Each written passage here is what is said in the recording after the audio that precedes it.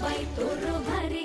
दिसते भारी गणपतीची स्वारी अन आला धादिस मामाच्या घरी मालवण चिपळूण सावंतवाडी माझ्या कोकण गावांचो दिमाग भारी दिसते भारी गणपतीची स्वारी माझ्या कोकणा वाटे तुम्ही वलवा गाडी धमाधमान हाका गाडी माझ्या कोकणचो रस्तो नागमोडी